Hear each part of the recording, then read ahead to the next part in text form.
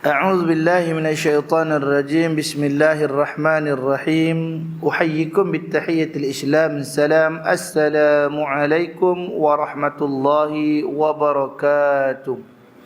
Syukur kita kehadrat Allah Subhanahu wa taala, pada pagi mulia ini dapat sama-sama kita berkumpul dan berhimpun di dalam rumah Allah Taala yang mulia ini bagi melaksanakan tuntutan fardu subuh yang dikerjakan secara berjemaah. Lantaran daripada itu, kita beraktikaf seketika bagi membicarakan sebuah kitab yang dinamakan akan dia sebagai Ayyuhal Walad, wahai anakku yang tercinta. Dan kita telah sampai kepada nasihat yang ke-15, ya. Iaitulah 8 wasiat Al-Imam Hatim Al-Asam rahimahullahu ta'ala. A'udzu billahi minasyaitonir rajim. Bismillahirrahmanirrahim. Qala al-musannif rahimahullahu ta'ala wa bi'ulumihi fi kitabihi wa nafa'ani fid darainil amin. Nasihat yang ke-15, 8 wasiat Al-Imam Hatim Al-Asam rahimahullahu ta'ala. Wahai anakku yang tercinta, Imam Hatim Al-Asam adalah murid kepada Al-Imam Asy-Syaqiq Al-Balkhi rahimahullahu ta'ala. Beliau pernah ditanya oleh gurunya, yakni Syaqiq Al-Balkhi rahimahullahu ta'ala, engkau telah belajar daripadaku selama 30 tahun lamanya, maka apakah ilmu yang telah engkau dapatkan daripadaku? Hatim Al-Asam menjawab, aku telah mendapat menghasilkan 8 faedah daripada segala yang aku pelajari. Pada khidmat saya, 8 faedah ini sudah memada untukku, kerana aku mengharapkan padanya keselamatan dan kesejahteraanku pada hari kiamat kelak. Jadi ini kata Al-Imam Al-Ghazali rahimahullah ta'ala dalam nasihat ke-14, cerita tentang Al-Imam Asy-Syibili. Kemudian hari ini nasihat yang ke-15 cerita pasal Imam Hatim, yang mana kedua-dua mereka ni diceritakan oleh Imam Ghazali adalah orang yang mujahadah, orang yang bersungguh-sungguh dalam menuntut ilmu. Yang siri lalu kita kata Al-Imam Syibili mengaji ni gurunya 400 orang. Dia riwayat 4,000 hadis. Insya-Allah. Ni Imam Asy-Syibili. Dia kata aku telah berkhidmat kepada 400 orang guru. Pada hari ini pula kita dengar Al-Imam Hatim Al-Asam, dia ini tadi belajar dengan guru dia iaitu Al-Syaikh Asy-Syaqiq Al-Balkhi selama 30 tahun mengaji. Ni adab orang dahulu tu, kualitas mereka mengaji tu tinggi. Dengan sebab apa? Tawuluz zaman wa irsyadil ustaz. Panjang masa mengajinya dan juga ada petunjuk daripada guru. Ini masya-Allah. Iaitu sebab hari ini kita mungkin sedikit daripada ilmu yang kita dapat nak dibanding dengan ulama dulu, kita ni mungkin hujung kuku aja dengan mereka ni, masya-Allah. Kerana sikitnya kita punya mengaji, hingga tatkala itu jangan sekali-kali kita melanggar adab terhadap mereka yang berilmu itu.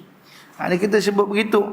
Jadi itu sebab kita minta pada Allah Ta'ala, zidna ilman nafi'ah, berikan kepada kita ilmu yang beri manfaat. Kerana tu tok guru dia tanya kepada Imam Syaqiq, anda kepada Al-Imam Hatim, itu guru dia Imam Syaqiq, katanya pada Imam Hatim, ya Hatim, anda telah menuntut ilmu dengan saya selama 30 tahun lamanya.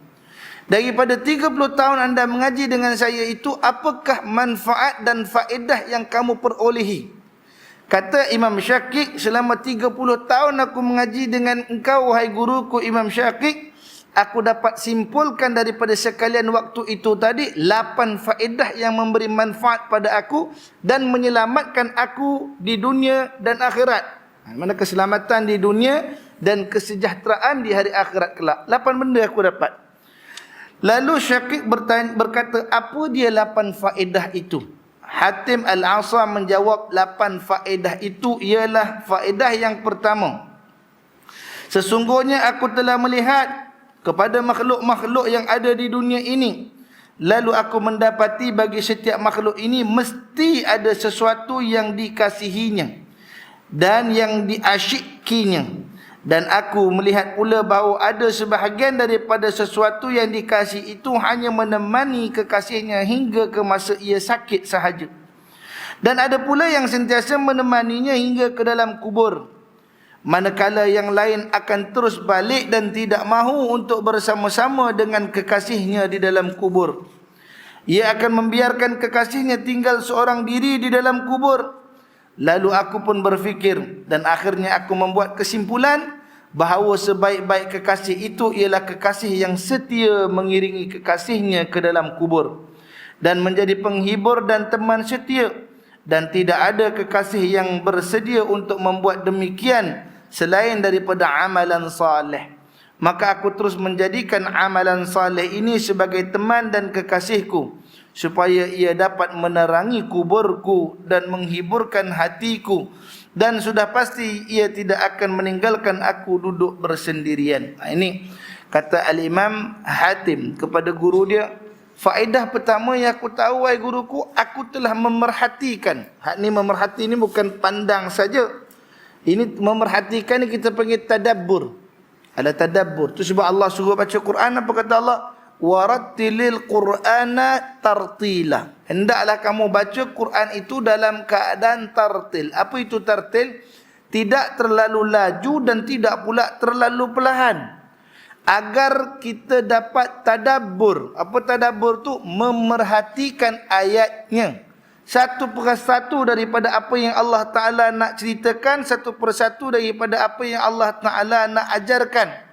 Sehingga bila kita setelah tadabbur tadi mendapat makam dipanggil, setelah tadabbur kita dapat mengambil manfaat daripadanya. Itu tadabbur. Kemudian kita dah baca secara tertil, kemudian kita mentadabburkan bacaan tadi, maka dapatlah kita ambil ibrah. Apa tu ibrah? Pelajaran daripada Al-Quran tu tadi. Jadi Al-Imam Hatim mengatakan, aku telah memerhatikan sekalian daripada makhluk-makhluk Allah ini, pasti mereka ini ada barang yang mereka kasihkan. Karena kalau ini cerita manusia lah, kita cerita manusia. Dalam jutaan manusia tu ada jenis watak dan perwatakan masing-masing. Ada satu jenis manusia dia gemar pada harta. Ada satu jenis manusia dia suka pada anak pinak yang ramai. Ada satu jenis manusia dia suka kebun dan tanaman. Ada satu jenis manusia suka buat amal. Ada kata gitu. Dan apa kata Imam Hatim? Dan aku dapati setengah daripada apa yang dikasihinya itu tadi hanyalah menemani kekasihnya hingga ke masa akhir, masa sakit ia saja. Contoh, yang masa sakit ni macam mana? Waktu yang dia menemani dia sampai sakit, contoh kita kata tanah, kebun, buah-buahan. Waktu sihat boleh pergi tengok, waktu sakit tak boleh dah. Jadi makna dia hanya ada dengan kita waktu kita sihat saja. Ketika kita sakit, dia meninggalkan kita dan kita pun meninggalkan dia. Tak dapat nak tengok mengapa. Udah sakit lutut, tak boleh masuk kebun. Udah sakit pinggang, tak lalu nak menyangkul. Kata Masya Tabarakallah Ta'ala. Dia teman kita sampai tara kita sakit je. Ada pula yang menemani kita sehingga mana sampai ke kuburan sahaja. Apa dia? Itulah harta dan anak-anak. Yang bawa kita pergi ke tanah kubur nanti boleh jadi kenderaan-kenderaan kita. Yang boleh jadi bawa kita ke tanah kubur nanti siapa dia? Sebelum cerita tanah kubur, dia teman kita sampai mati saja. Siapa tu? Boleh jadi harta seperti rumahnya. Sampai mati je dia boleh duduk rumah tu. Mana ada orang kata dia mati di rumah, biarkan dia dalam rumah selama-lamanya. Tak ada. Jadi sampai mati saja dia dapat mengekali duduk di dalam kediamannya. Ada pula anak-anak dia, kawan-kawan dia yang dia seronok bila kawan-kawan himpun ramai-ramai, anak himpun ramai-ramai. Ini semua akan menemani dia sampai perbatasan alam dunia dan kuburnya saja, iaitu di atas tanah perkuburan. Dia sampai di tanah kubur, hak takat ni je lah aku boleh teman kau masuk ke sini ya. Aku kena balik juga, aku ada urusan lain, kata Masya Allah. Jadi dia kasih pada anak-anak, dia kasih pada kawan-kawan, dia kasih kepada manusia yang hidup tadi, sampai tara tu je aku boleh teman, kata dia, Masya Allah. Kalau ada dia datang dengan harta dia seperti bawa kenderaan dia, bawa segala alatan-alatan dia, anak beranak dia, sampai tara tu. Maka ada pula orang yang kegemaran kasih di atas dunia ni buat amal soleh. Kasih buat amal soleh tu, dia rasa sehari kalau aku tak buat baik ni rasa lain. Apa amal soleh tadi? Boleh jadi tersenyum pada orang, boleh jadi dia bersedekah, boleh jadi dia jaga duhanya, dia jaga solat 5 waktunya. Hak barang yang dia kasih kali ini pula, temankan dia sampai dalam kubur. Dalam kubur, teman sekali dengan dia. Antaranya apa yang menemani kita dalam kubur? Iaitu Quran dan juga puasa. Ini dalam hadis sahih sebut begitu, bahawa Al-Quran akan menemani kepada ahli yang menemaninya ketika hidup atas dunia, dan puasa juga akan membela si mati ketika berada dalam kubur. Itu sebab Imam Hatim mengatakan apa? Dan tidak mahu untuk bersama-sama kekasih dalam kubur. Hak tu tadi anak beranak, harta-harta tadi. Dan ia membiarkan kekasihnya tinggal seorang diri dalam kubur, alang sedihnya.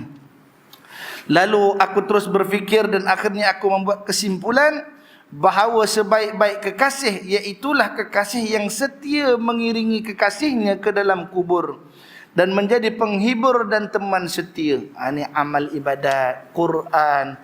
La tansa ilal Quran. Kita mengaji banyak pun, kita duduk ambil ilmu banyak pun, maka jangan lupa dengan Quran.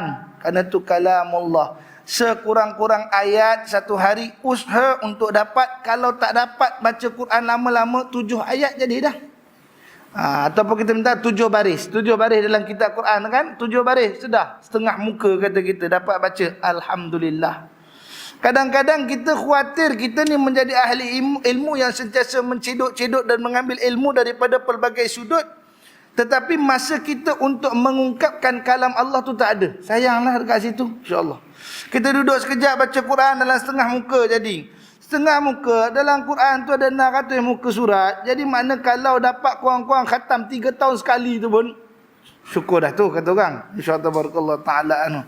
3 tahun sekali, makna 1 tahun 300 hari tu kan. Jadi makna kalau 600 itu 2 tahun lah. 2 tahun, 3 tahun lah kita kata habis pun macam budak hafal Quran, 3 tahun pun memadai.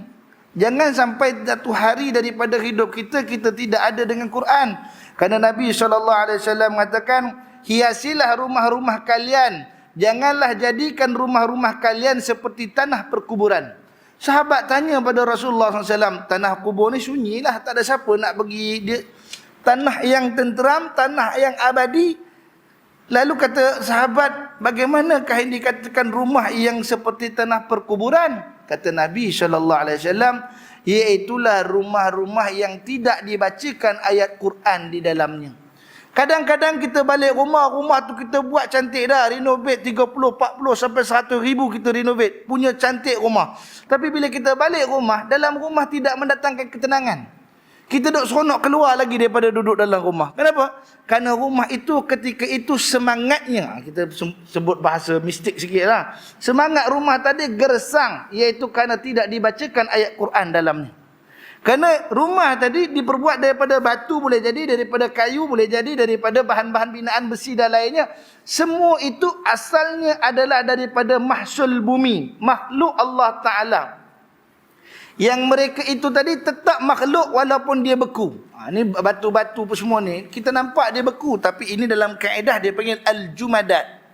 Mereka sentiasa berzikir kepada Allah Ta'ala. Mereka melindungi manusia, mereka memberikan naungan dan teduhan kepada manusia, dan manusia tadi menghidupkan mereka, menaikkan semangat mereka yang beku tadi dengan diperdengarkan ayat suci Al-Quran pada mereka. Itu sekurang-kurangnya.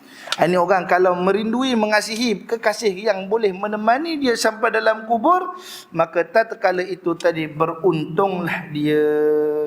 Dan apa kata, dan tidak ada kekasih yang bersedia untuk berbuat demikian daripada selain daripada amal yang soleh. Mana satu ni je yang teman kita dalam kubur, itu amal soleh.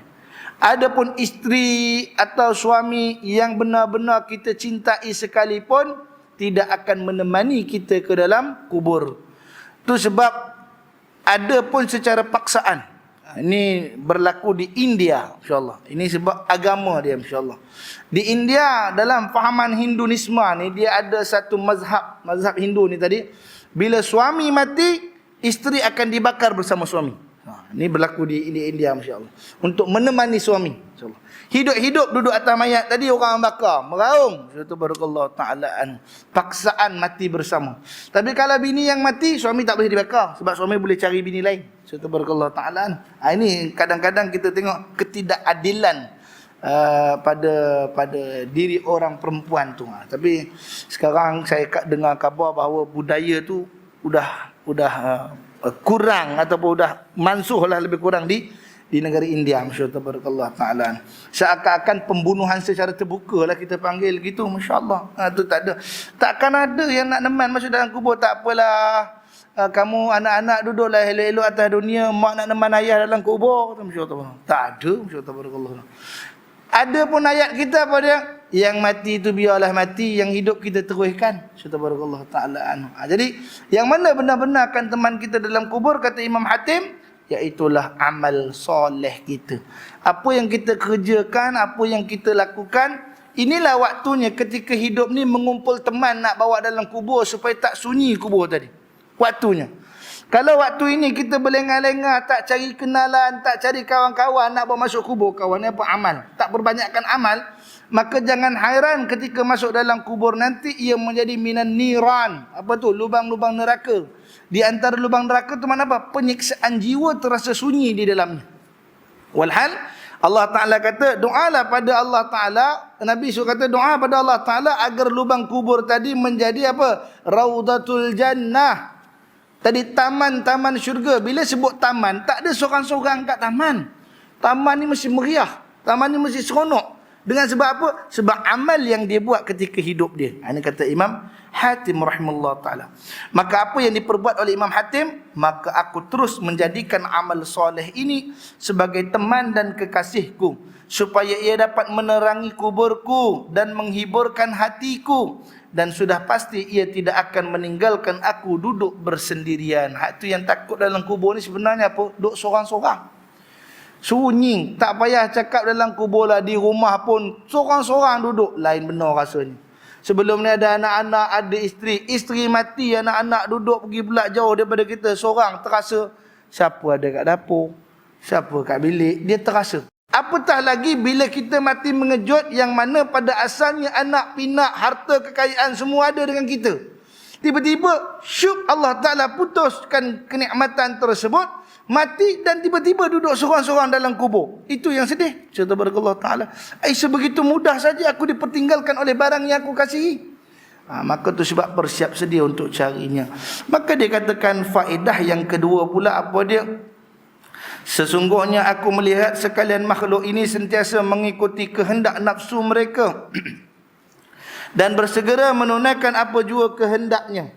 Lalu aku memikirkan firman Allah Subhanahu wa taala yang berbunyi, wa amma man khafa maqama rabbih wa nahan nafsa 'anil hawa fa innal jannata hiyal ma'wa. Surah An-Nazi'at ayat 40-41. Yang maksudnya, dan adapun orang yang takut akan berdiri di hadapan Tuhannya dan menahan nafsunya daripada kehendak-kehendaknya, maka orang itu akan menjadikan baginya syurga itu sebagai tempat tinggal. Wa amma man khafa, kalau orang tu dia benar-benar takut kepada Allah Subhanahu wa taala, maqama rabbi, dia akan berdiri di depan Tuhannya, iaitu sentiasa memperbanyakkan ibadahnya.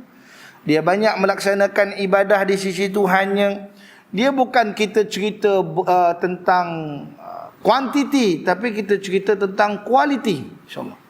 Kalau banyak sekalipun ibadat dia, katalah malam sembahyang sampai 20 rakaat, sembahyang tahajudnya tadi sembahyang malam 20 rakaat, tetapi dalam keadaan yang tergopoh-gapah, tiada ketenangan, dalam tadi buat asal acuh tak acuh, rugi juga. Banyak tetapi tidak berkualiti, tetapi sedikit yang memberi kualiti itu lebih baik. Seperti mana? Seperti Sayyidina Uthman bin Affan radhiyallahu an, yang mana beliau sembahyang malamnya disebutkan hanya 2 rakaat saja satu malam. Tapi 2 rakaat yang dikerjakan oleh Sayyidina Uthman al-Affan itu tadi kualitinya tinggi, dengan ayat Quran yang sentiasa ditaburi pada pendengar baca. Seperti Nabi SAW, Nabi kalau sembahyang malam tak, rakaat pertama Al-Baqarah tu sampai surah Al-Ma'idah. Subhanallah taala. Itu rakaat pertama. Kita Al-Baqarah 3 muka ketuk lutut dah. Lama bila Pak Imam nak habis ni. Masya-Allah. Jadi maknanya sedikit tetapi kualiti tadi. Mereka maqam rabbih, mereka berdiri depan Tuhan mereka, wa nahan nafsa, mereka tahan nafsu mereka. Itu sebab kadang-kadang beramal ni kita kena niat kita bagi betul, bagi baik. Kena bagi baik. Takut kita beramal tadi bukan jadi amalan tapi jadi sihir. Apa maksud jadi sihir? Kita sepatutnya membaca suratul Waqiah itu kerana mendambakan rindu pada Allah. Tapi kenapa baca Waqiah? Waqiah ni buka rezeki. Kita baca petang-petang ni supaya dibukakan rezeki, kata Masya Allah. Tiba tak buka rezeki. Allah tak buka rezeki, sempit je rezeki dia. Dia kata, saya baca Waqiah ni, apa rezeki tak buka-buka. Jadi seakan-akan anda menjadikan Waqiah itu ialah sihir untuk jadi kaya. Subhanallah ta'ala. Itulah mantranya supaya jadi orang kaya. Subhanallah ta'ala. Takut tu jadinya. Padahal niat baca Quran tadi apa? Lillahi ta'ala. Tapi kali ini baca Waqiah apa? Kita kena baca Waqiah baru boleh kaya. Masya Allah. Dah, Waqiah tadi jadi mantra sihir. Subhanallah. Jadi kita kena buat zikir yang ini. Barulah kita dimudah. Tak. Penyelesaian ataupun jalan keluar tu tak lain tak bukan kita hanya minta pada Allah dan Allah akan bagi secara hissiyah. Apa tu hissiyah? Benda ni rezeki yang rahsia. Tak pula dia bagi tahu kalau kamu baca Waqiah 300,000 dalam akaun ada.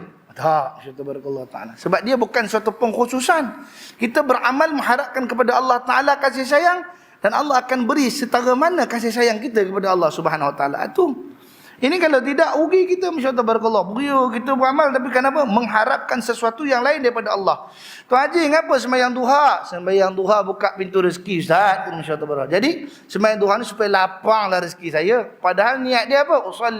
Usalli sunnatad duha ra'atain lillahi ta'ala. Bukan dia kata usalli sunnatad duha rak'ataini li futuhir rizqi. Saja aku sembahyang duha 2 rakaat untuk buka rezeki. Tak ada, masyaallah taala. Tapi lillahi taala, maqam lillahi taala tu yang nak dicapai tadi. Itu sebab kata wa amma man khafa maqama rabbi. Siapa yang benar-benar takut pada Tuhannya, dia akan berdiri depan Tuhannya, wa nahan nafsa 'anil hawa. Dia akan tahan nafsu dia, keinginan dia tak ada. Yang dia hanya nak ketika itu berbicara antara dia dengan kekasih saja. Hak tu. Bukan sembahyang apa? Kerana nak menuntuti hawa nafsunya, kehendaknya. Ngapa sembahyang? Supaya saya ni dapat ini, supaya saya ini. Wa nahan nafsa 'anil hawa. Allah sebut gitu. Tahanlah nafsunya ketika ia berada di depan Tuhannya. Dan juga janganlah kita berdiri di depan Tuhan itu tadi mengharapkan pandangan makhluk. Karena Allah Taala sebut dalam suratul Kahfi ayat terakhir. Ini ayat tangkis ataupun kita panggil perisai daripada fitnah. Al-Kahfi 10 ayat pertama, 10 ayat terakhir. Pada ayat terakhir tu apa kata Allah Taala? Wa man kanat yarju liqa'a rabbih falyamal 'amalan salihan wa la tusyrik bi ibadati rabbih ahada. Barang siapa yang mengharapkan pertemuan dengan Tuhannya, faman kanat yarju liqa'. Siapa harap dapat bertemu dengan Tuhannya, faman kana yarju liqa'a rabbih falyamal 'amalan salihan. Maka buatlah amal yang soleh. Amal soleh, amal kebaikan. Buat amal baik. Wala tusyrik biibadati rabbih. Dan jangan sekali-kali dia mensyirikkan Tuhannya dalam ibadahnya. Padahal dia tengah ibadat, tapi dia buat syirik pada Tuhan dia. InsyaAllah. Apa buat syirik pada Tuhan? Ini dia punya asbabun nuzul. Ketika mana Nabi SAW kabarkan kepada para sahabat, wahai sahabat, la tusyrik billah, janganlah kalian mensyirikkan Allah Ta'ala dengan satu apa pun. Datang satu orang sahabat dalam perkumpulan tadi, dia kata, ya Rasulullah, ingin ku tanyakan kepada engkau satu hal masalah aku. Apa dia? Ya Rasulullah, aku ni mengangkat takbir sembahyang lillahi ta'ala, benar-benar kerana Allah Ta'ala. Dalam masa yang sama, aku harap orang tengok sembahyang aku bagus. Dia sembahyang tu memang lillah ta'ala, tapi aku perelokkan sembahyang aku untuk tatapan manusia yang lihat aku. Orang yang masuk masjid tengok, bagus sembahyang orang ni, masyaallah ta'ala. Maka turunlah ayat tadi, wala tusyrik biibadati rabbih ahada. Jangan kamu syirikkan Tuhanmu dalam ibadahmu dengan satu apa pun. Maknanya kamu kata kamu persembahkan ibadahmu kepada Allah. Inna salati wa nusuki wa mahyaya wa mamati lillahi rabbil alamin. Kamu surahkan inna salati, sungguh sembahyangku, inna salati wa nusuki, diriku, hidupku, matiku, kerana Allah Ta'ala. Tapi bila kita sembahyang tu tadi, kita nak hantar pada Allah, mengapa dia ambil manusia sebagai hakim untuk jadi juri tengok okey tak okey sembahyang kita, baik tak baik sembahyang kita, cemerlang tak cemerlang sembahyang kita? Kenapa dilantik manusia sedangkan kamu sedang berhadapan dengan Al-Hakim, yakni Allah yang maha bijaksana dalam menilai kamu? Itu ayat tadi, faman kana yarju liqa'a rabbih falyamal amalan salihah. Ini gandengan pada wa amma man khafa maqama rabbih wa nahan nafsa 'anil hawa, maka ketika itu fa innal jannata hiyal ma'wa. Kalau orang dapat capai makam ni, maka siap sedialah diri mereka untuk dimasukkan ke dalam syurga Allah Ta'ala yang penuh dengan kenikmatan. Nama dia Jannatul Ma'wa, insyaAllah. Jadi gandengan Jannatul Ma'wa, dia ada satu Jannatul Na'im, insyaAllah. Jannatul Na'im, Allah sebut syurga yang penuh dengan nikmat. Jadi Jannatul Ma'wa, orang yang sentiasa menahan nafsunya di depan Tuhannya, lalu dia hanya ingin berbicara antara dia dan Tuhannya, mengeluh kesah tentang kelemahan dirinya pada Tuhannya dalam melaksanakan ketaatan dan ibadah. Itu sebab tujuan dan matlamat pertama kita ke atas dunia ini tadi, walaupun kita ada rutin harian, walaupun kita ada kehidupan, tapi jangan lupa tujuan dan matlamatnya. Allah kata, wa ma khalaqtul jinna wal insa illa liya'budun. Tidaklah aku ciptakan jin dan manusia itu illa, melainkan li, untuk ya'budun, sembah aku, kata Allah Ta'ala. Sembah di sini bukan kata sembah memuja, hanya mengatakan ni Allah kita sembah puja kemudian selesai. Macam pergi ke topekong ke macam gitu kau, habis-habis sembah balik dah tak ada buat apa. Tak. Tapi sembah Allah Ta'ala ni itu hadirkan diri kamu kepada Allah dengan penuh kasih sayang, dan kamu menjalani kehidupan kamu dengan perasaan dan hati sanubari yang sentiasa rasa diri bertuhan. Ada orang Tuhan memerhatikan aku, ada Tuhan yang melihat keadaan aku, ada Tuhan yang mengatur perjalanan aku. Bila dia ada rasa gitu, dia akan rasa malu jika meninggalkan sesuatu atau melaksanakan sesuatu dalam larangan Allah Ta'ala. Maqam ni yang nak dapat ni, wa amma man khafa maqama rabbih wa nahan nafsa 'anil hawa. Dan apa kata dia lagi? Daripada pemikiran, kata Masya Allah, daripada pemikiranku terhadap ayat ini, maka timbul satu keyakinan di dalam hatiku bahawa Al-Quran itu adalah benar dan nafsu itu mesti dimusuhi. Lalu aku pun menjadikannya sebagai musuh dan berjuang untuk menentangnya. Dan aku tidak pernah memanjakannya sehingga ia tunduk kepadaku dan merasa puas hati dengan tugasnya untuk taat dan beribadah kepada Allah. Tu dia matlamat sebenarnya. Datang pada Allah Ta'ala, hanya aku dan kau ya Allah. Ini Rabiatul Adawiyah. Bila orang ada makam macam ni, dia sampai depan Tuhan dia, tidak ada kalam atas dunia untuk Tuhan dia. Nak cerita hal dunia pada Tuhan dia tak ada dah. Dia nak cerita perihal diri dia yang lemah dan penuh dosa pada Allah Ta'ala. Hak tu Rabiatul Adawiyah. Saya gemar ulang bila sebut manakib ataupun syair yang diungkap oleh Rabiatul Adawiyah. Apa dia? Kan ketika tiap malam dia kata, Astaghfirullah Rabbal Baraya, Astaghfirullah minal khataya. Astaghfirullah, ya Allah, aku minta ampun pada engkau, Rabbal Baraya, Tuhan yang menguasai manusia. Apa yang ada dalam hati manusia, keinginan manusia, dan juga apa yang diusahakan oleh manusia. Tu Rabiatul Adawiyah dalam satu riwayat, beliau pernah memegang unggun api di tangan kanannya, memegang baldi air di tangan kirinya, ke hulu ke hilir dalam kota Baghdad, hingga disaksikan masyarakat.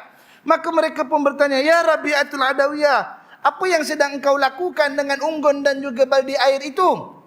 Dia kata, ya Nisaul Jannah, ya perempuan syurga, apa yang kau buat tu? Kata Rabiatul Adawiyah, bila semua dah kumpul bertanya, dia kata, sesungguhnya aku nak bakar syurga Allah Ta'ala. Dengan unggun api aku nak bakar syurga Allah Ta'ala. Kerana orang mengharapkan bila datang bertemu Allah, nakkan syurga je, bukan nakkan Allah.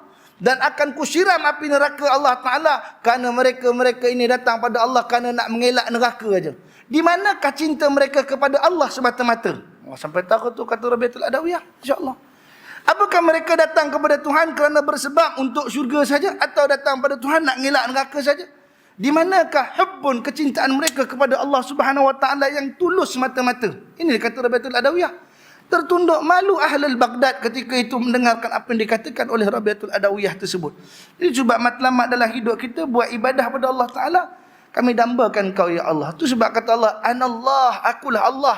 La ilaha illa ana, tidak ada Tuhan melainkan aku. Aku jadi teman kamu. Anda kata kalau tak ada syurga, anda kata tak ada neraka, ada tak makhluk nak sembah Allah? Masya Allah, tu kata dia. Kalau Allah tak jadikan neraka, kalau Allah Ta'ala tak ciptakan syurga, mana makhluk yang datang kepada Tuhan hanya untuk Tuhan tu tadi? Dia buat ibadat yang apa? Moga masuk syurga lah Ustaz. InsyaAllah. Kalau dia masuk neraka sekalipun atas perintah Tuhannya, nescaya Allah redha atas dia. Itu sebab dalam satu hadis sebutkan ada dua orang laki-laki, ahli dosa, ahli maksiat, datang kepada Allah Subhanahu Wa Taala, dicatu, cek balik amal dia, ada buat amal tak dunia? Tak ada buat amal. Tak ada buat amal, insya-Allah. Lalu ketika itu ditanya pada malaikat pencatat amal, malaikat jaga mizan, ada tak amal dia yang menyebabkan aku nak masukkan dia dalam syurga aku? Kata Allah, la ya Allah, tak ada. Huma laysa min ahli ta'ah, mereka berdua ni bukan dalam kalangan ahli yang taat padamu ya Allah. Kata Allah Ta'ala, antum ad-dakhalan nar. Kata Allah, kamu berdua pergi masuk neraka. Perambat mereka berdua masuk dalam neraka. Ini orang atas dunia tak pernah buat amal, tak pernah sembahyang, tak pernah ibadat, tak pernah buat kebajikan. Sehinggalah salah satu daripada mereka ni tadi bergerak ke neraka. Seorang dah pergi berjalan, seorang lagi tercongok depan Allah Ta'ala, depan mahkamah. Lalu dia mengatakan pada Allah, ya Allah, izinkan aku bertutur. Allah izinkan, katakanlah apa kau nak kata. Ya Allah, atas dunia ni aku tak pernah sembahyang. Atas dunia aku tak pernah ibadat. Atas dunia aku tak pernah berzikir. Atas dunia aku tak pernah meminta satu apa pun daripada engkau ya Allah. Maka ini izinkanlah aku buat pertama kalinya sebagai hamba-Mu meminta kepada engkau ya Allah. Aku tak pernah minta. Ini pertama kali aku nak minta kepada engkau ya Allah, kata masyarakat. Katakanlah, kata Allah Ta'ala, ya Allah, aku nak minta jauhkanlah aku daripada neraka, masukkan aku dalam syurga-Mu ya Allah. Masukkan aku dalam syurga-Mu ya Allah. Maka ketika itu kata laki-laki tadi pada Allah Ta'ala, dan Allah katakan, sesungguhnya aku perkenaankan permintaan pertama kalimu. Masuklah kamu ke dalam syurgaku, kata Allah. Masuk dalam syurga orang tadi. Kerana kasih sayang Allah pada orang yang meminta ni tadi. Lalu Allah tanya pada orang yang berjalan tadi, hey fulan, mengapa engkau tidak berhenti dan meminta sebagaimana yang dipinta oleh fulan ini? Laki yang berjalan tadi kata, ya Allah, atas dunia dulu aku tak pernah sembahyang, atas dunia dulu aku tak pernah ibadat, aku tak pernah berdoa, aku tak pernah minta, aku tak pernah dengar perintah-Mu ya Allah. Izinkan buat pertama kalinya dalam hidupku mendengar perintah-Mu untuk pergi ke neraka ya Allah. Allah kata, engkau juga aku masukkan dalam syurga. Kerana pada saat ini kau dengar perintahku, kata Allah Ta'ala. Itu sebab matlamat pada pengakhirannya tadi apa dia? Iaitu kasih sayang dan cinta Allah Ta'ala. Rahmat Allah bagi pada kita itu, kata Al-Imam Hatim. Maka tak lain tak bukan aku lihat, sehingga ia tunduk kepada aku dengan menundukkan nafsu tadi. Itu kata nanti kita akan bahas nanti pada siri akan datang. Apakah perbezaan antara godaan syaitan dan nafsu itu? InsyaAllah tabarakallah ta'ala anhu. InsyaAllah.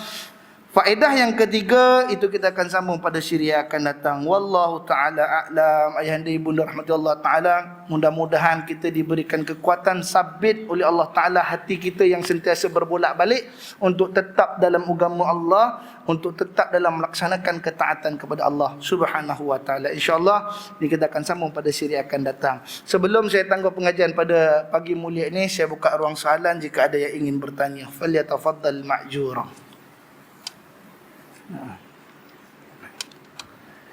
Kalau tak ada, ini saya ada satu soalan, insyaAllah.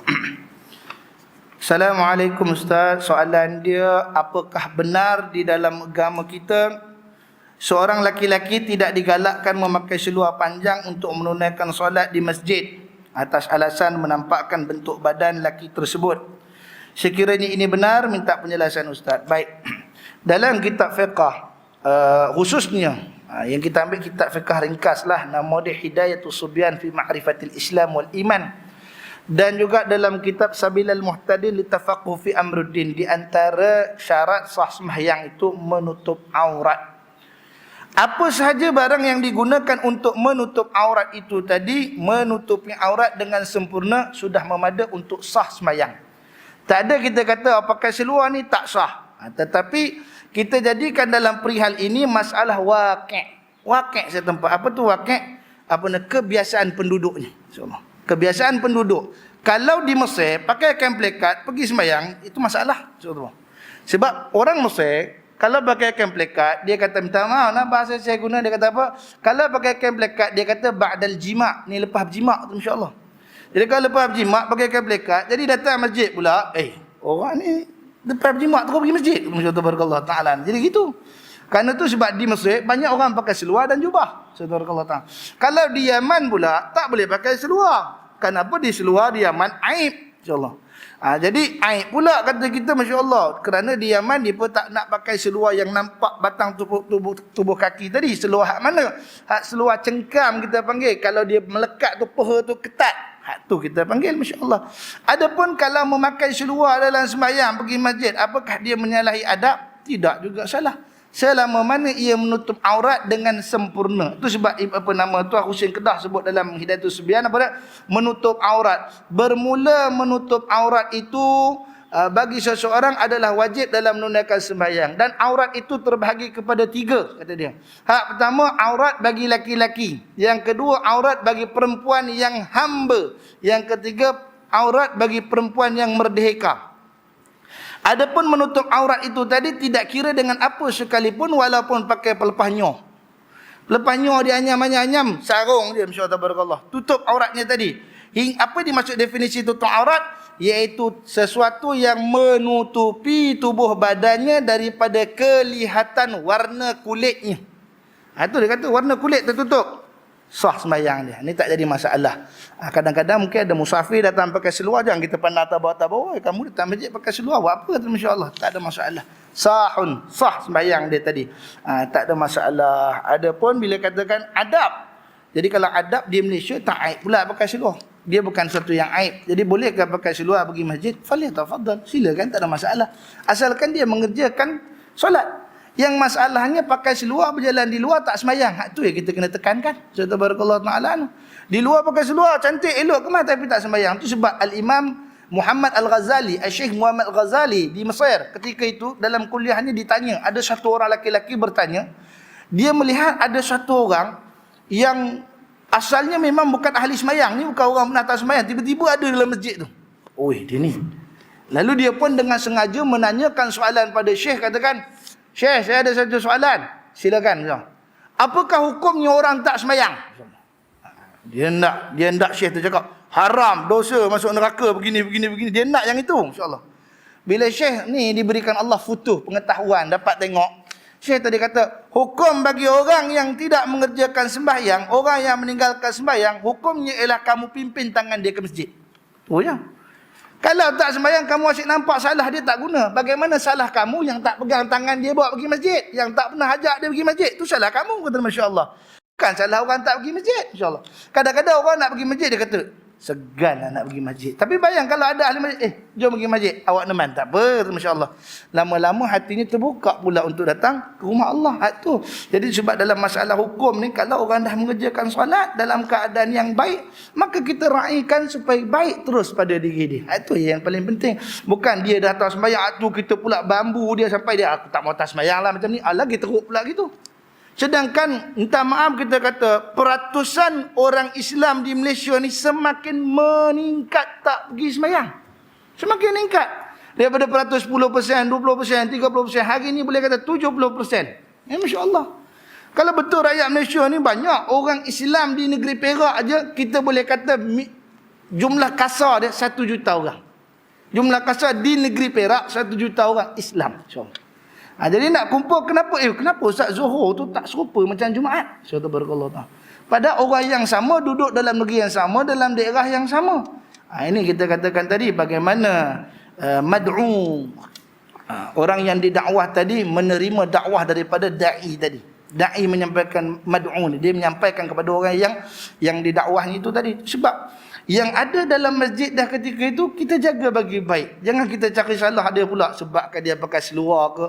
Hatta kalau dia datang sembahyang tak pakai baju pun masih sah sembahyang dia. Tak mana? Dia laki lah, jangan orang perempuan. Masya-Allah. Orang laki. Orang perempuan kalau buat macam tu pergi tanjung rambutan. Jawabnya masya-Allah. Dia datang tak pakai baju pun, tutup pusat dia tadi, dia pakai lah sindang itu, dia pergi masjid. Tak salah. Ngapa Pak Haji tak pakai baju? Wish. Panas hangat pijo kata dia, masya-Allah. Hangat pijo benar panas hari ni. Tak lalu kawan nak pakai baju kata dia, masya-Allah. Datang sembahyang sah. Tapi hukumnya hanyalah makruh bagi menampakkan ketiak dalam sembahyang. Itu saja, insya-Allah. Dia dapat sampai masjid tu pun alhamdulillah, kita syukur pada Allah. Jangan risau orang tak pergi masjid, kata guru kami almarhum Buya Syekh Ahmad Fahmi Zamzam. Jangan risaulah kalau orang tak pergi masjid. Kalau dia tak pergi masjid dalam keadaan berjalan, nanti insya-Allah dia datang masjid dalam keadaan diusung. Tu je beza dia, insya-Allah. Kalau dia tak datang berjalan, dia datang baring. Insya-Allah tabarakallah. Dia akan datang juga rumah Allah Subhanahu wa taala. Wallahu taala a'lam. Ada soalan yang lainnya? Tak ada ya. Kalau tak ada, sekadar tu saja pagi mulia ni, salah silap dah tutur bicara saya. Apa saya sampaikan, maklumat yang saya berikan ni tadi, jika tidak bertepatan dengan murad kitab, bersalahan dengan pandangan para ulama, pada Allah Jalla Jalalul Azam saya minta ampun. Pada barisan ayahanda, ibunda, adinda dan kekanda sekaliannya, jika adalah tutur bicara saya tidak menepati adab, maka saya mohon ditegur diri saya dengan teguran bisawab. Dan apa yang saya sampaikan kiranya tidak bertepatan dengan ilmu yang digazetkan oleh Majlis Fatwa Kerajaan Negeri Perak dan adat Melayu, maka saya dambakan teguran daripada alim ulama, para ustaz, tuan haji, tuan lebay, orang tua-tua sesepuh di kalangan kita. Aqulu qawli hadza wa astaghfirullahal azim li wa lakum lisairil muslimina wal muslimat wal mu'minina wal mu'minat fastaghfiruhu innahu huwal ghafurur rahim. أعوذ بالله من الشيطان الرجيم بسم الله الرحمن الرحيم ربنا أنفعنا بما علمتنا ربي علمنا الذي ينفعنا ربي فقهنا وفقه أهلنا وقرابة لنا في ديننا مع لقدر أنثى وذكر اللهم افتح علينا فتوح العارفين اهدنا الصراط المستقيم صراط الذين أنعمت عليهم من النبيين والصديقين والشهداء والصالحين وحسن أولئك رفيقا يا أرحم الراحمين اللهم إنا نعوذ بك من العلم لا ينفع وقلب لا يخشع وعمل لا يرفع والدعاء لا يسمع ربنا تقبل منا دعانا إنك أنت السميع العليم وتب علينا يا مولانا إنك أنت التواب الرحيم دعواهم فيها سبحانك اللهم وتحيتهم فيها سلام وآخر دعواهم أن الحمد لله رب العالمين تقبل الله منكم. Kita tangguh dengan tasbih kafarah dan surah Al-Asr. Subhanakallahumma wa bihamdika asyhadu an la ilaha illa anta astaghfiruka wa atubu ilaik. Illa alladhina amanu wa amilus solihati wa tawassaw bil haqqi. Wassalamu alaikum warahmatullahi wabarakatuh.